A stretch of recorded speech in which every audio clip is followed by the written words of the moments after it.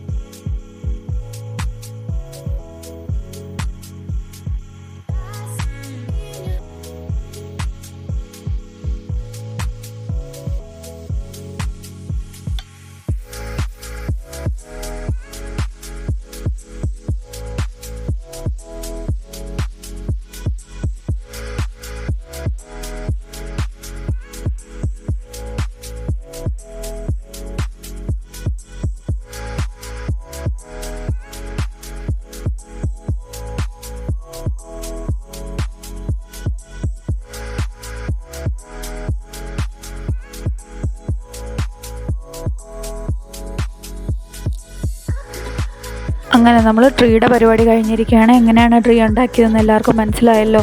ഇതുപോലെ തന്നെ നമുക്ക് വലിയ ചാർട്ട് പേപ്പറിലെല്ലാം നമുക്ക് വലിയൊരു ക്രിസ്മസ് ട്രീ തന്നെ ഉണ്ടാക്കാനായിട്ട് സാധിക്കും. ഇതുപോലെ തന്നെ ചെയ്താലും മതി.